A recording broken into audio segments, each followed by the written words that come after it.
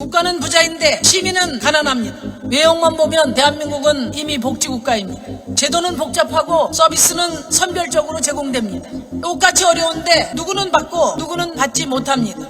복지국가를 만들자 복지제도를 강화하자고 말하면서 사회복지 종사자의 처우와 근로환경에 대해 외면하는 것은 저는 모순이라고 생각합니다. 지역별 복지격차를 확실하게 해소하겠습니다. 정의로운 복지국가의 꿈은 저 심상정의 꿈이기도 합니다. 안녕하세요. 정의당 심상정 대통령 후보입니다. 반갑습니다, 여러분. 전국의 사회복지인 여러분, 정말 존경하고 사랑합니다.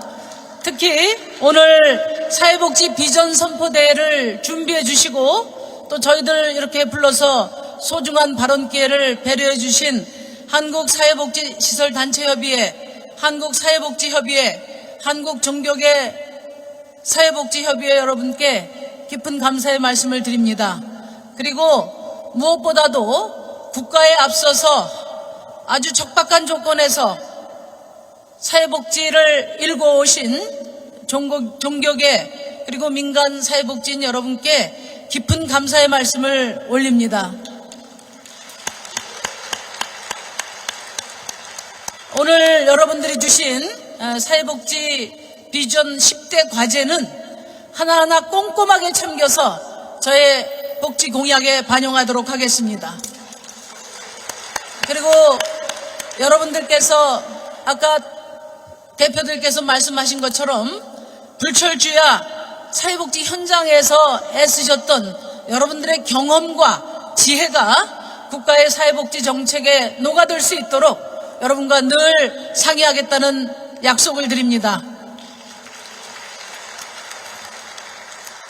사회복지계와 만나면은 전 늘 가슴이 두근거립니다. 저는 보편적 복지국가를 만들겠다는 꿈을 품고 정치를 시작한 사람입니다. 국회의원에 당선되어 처음으로 등원했던 날 내걸었던 구호가 희망의 정치 실현이었습니다. 저 심상정은 우리의 희망, 복지강국을 만들자는 바로 이 자리에 계신 여러분들과 같은 비전을 가지고 있습니다. 저는 언제 어디서나 정의당이 가고자 하는 복지국가 방향에 대해서 진솔하게 말씀드려 왔습니다. 오늘도 정직하고 솔직하게 말씀드리고 또 제가 드린 약속에 대해서 책임지겠습니다. 이 자리에 오기 전에 함께 일하는 20대 청년 동료에게 어떤 나라가 복지강국이라고 생각하냐 이렇게 물어봤습니다. 자신이 어떤 상황에 처하더라도 최소한 먹고 살 걱정이 없는 나라라고 말했습니다. 우리의 바람은 소박합니다.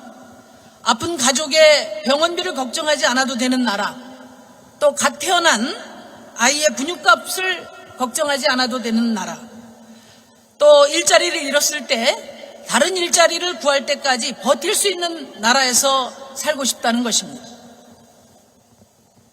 지금 우리나라는 누가 뭐래도 명실상부한 세계 10위권의 경제 선진국입니다. 그런데 2021년 현재 대한민국의 사회복지는 어떤 상황입니까? 22살 강도영 씨는 뇌출혈로 쓰러진 아버지를 혼자 간병하다가 사망에 이르게 한 혐의로 재판을 받고 있습니다. 1,000만 원이 훌쩍 넘는 병원비와 2시간에 한 번씩 체위를 변경해줘야 하는 간병의 고통은 오롯이 혼자의 몫이었습니다. 재산도 일자리도 없었던 청년에게 사회가 모든 것을 떠넘겼습니다. 아직도 대한민국에서 이 가난과 질병이 여전히 개인의 몫으로 되고 있다는 것, 정치인으로서 참으로 부끄러운 일이 아닐 수 없습니다. 존경하는 여러분, 1953년 1인당 국민소득 66달러의 가난한 나라 대한민국은 이제 국민소득의 3만 5천 달러에 달하는 부유한 나라가 되었습니다. 인구 5천만 명당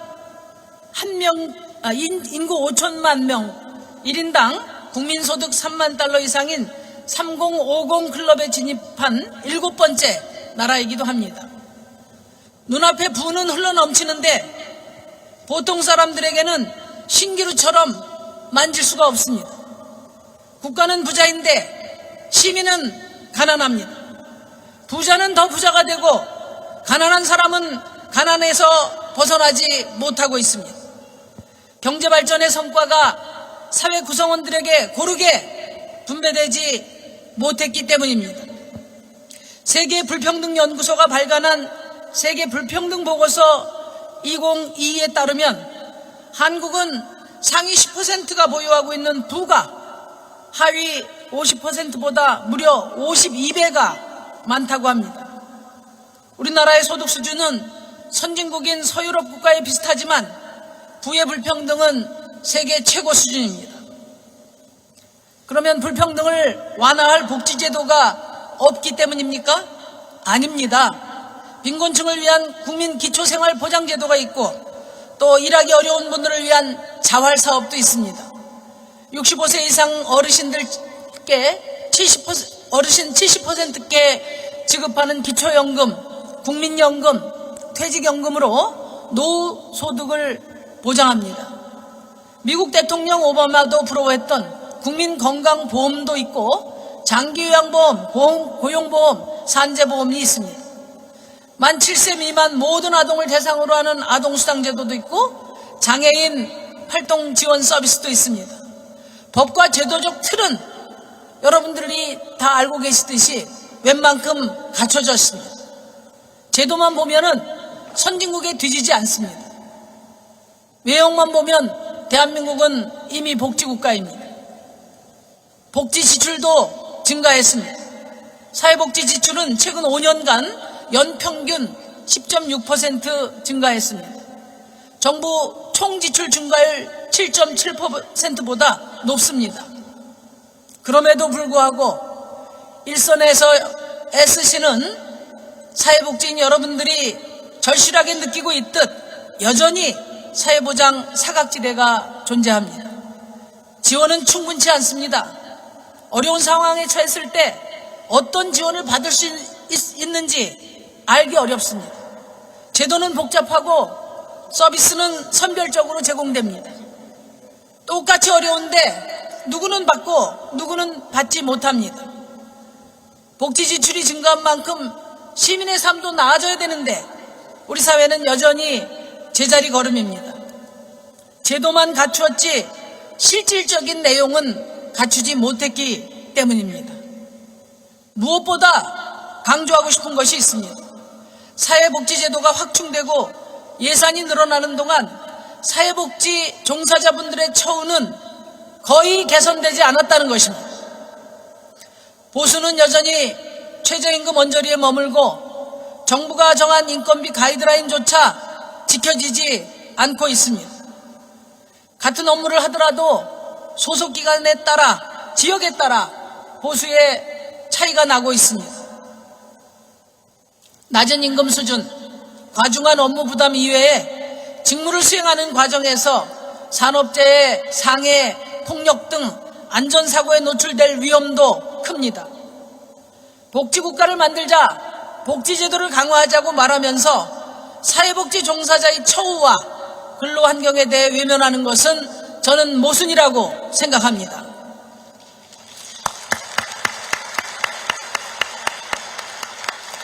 저는 일하는 사람들이 행복한 복지국가를 만들 것입니다.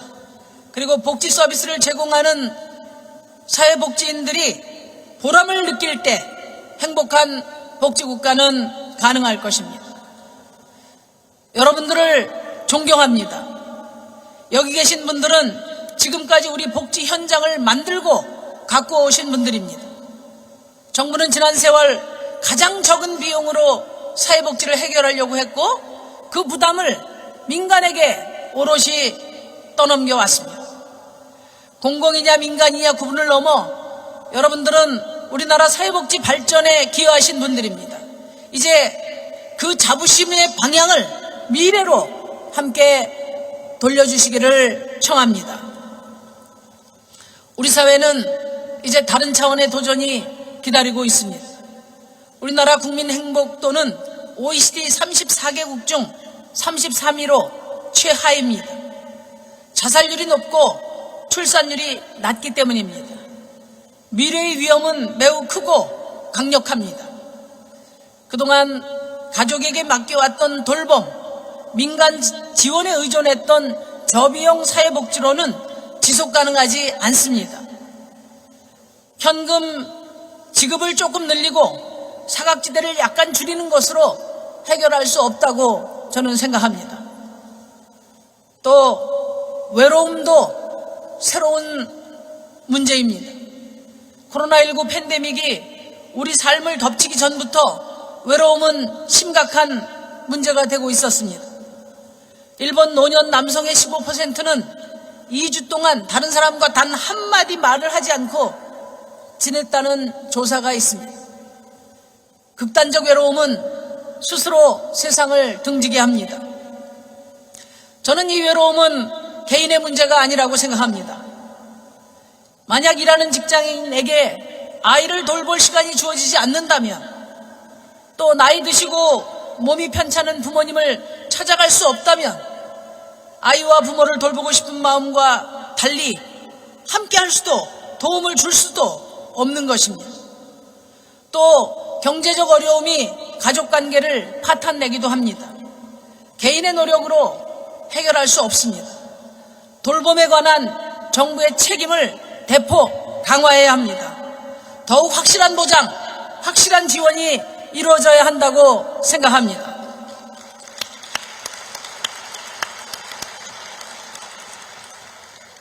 존경하는 사회복지 종사자 여러분, 우리의 복지는 달라져야 합니다. 심상정 정부는 OECD 평균 수준의 복지국가를 만들겠습니다. 일하는 사람이 행복하고 소외된 시민이 없고 인간의 존엄성이 보장되는 나라를 만들겠습니다. 땀 흘려 일하는 보람이 자부심의 원천이 되는 사회를 만들겠습니다. 제가 내놓은 주 4일제 공약 역시 일하는 사람이 행복한 사회를 만들기 위한 것입니다. 정의당은 과거 민주노동당 시절부터 기초연금, 아동수당, 실업수당, 무상의료가 대표 공약이었습니다. 당시에는 그게 가능하겠냐면서 이상에서 현실로 내려오라며 비웃음도 샀습니다. 그러나 지금 어떻습니까? 진보정당에서 주장했던 제도들이 도입되었고 불가능하다고 말했던 정당들이 자신들의 성과라고 주장하고 있습니다. 이제는 누구도 복지국가를 거슬러 돌아가지 못합니다. 시민사회계에서는 심상정이 말하면 몇 년 후에 이루어진다 이렇게 말하는 분들도 있습니다. 저는 감히 말씀드리건대 진보정당이 그동안 여러분과 함께 이룬 성과라고 생각합니다. 분명히 말씀드립니다. 가능합니다. 심상정 정부는 복지국가의 새로운 길을 열 것입니다. 사회복지세를 도입하고 복지 예산을 확보하겠습니다. 중앙 차원의 소득보장 정책은 중앙정부가 책임지도록 하고 지역별 복지 격차를 확실하게 해소하겠습니다. 지역사회 돌봄 체계로 사회 서비스 체계를 전면 개편하고 필요한 사람에게 필요한 만큼 지원될 수 있도록 하겠습니다. 주거지 중심의 보건복지 서비스 지원을 확대하고 주민생활지원센터를 통합돌봄센터로 개편하겠습니다. 사회복지 종사자들의 처우 개선, 임금 격차 해소, 안전 강화, 적정 인력 배치를 위한 종합 대책을 마련하겠습니다. 이용자와 종사자 모두의 삶의 질이 향상될 수 있도록 하겠습니다. 심상정이 꿈꾸는 복지국가는 인간의 존엄성이 지켜지는 나라입니다. 태어난 환경에 따라, 가정 형편에 따라, 가족 구성에 따라, 지역에 따라, 소득에 따라 삶의 차이가 지나치게 크지 않도록 국가가 최소한 인간다운 삶을 보장하는 그런 나라를 만들겠습니다. 정의로운 복지국가의 꿈은 저 심상정의 꿈이기도 합니다. 선한 의지로 서로 격려하면서 여러분과 함께 복지국가의 길을 힘차게 열어가겠습니다.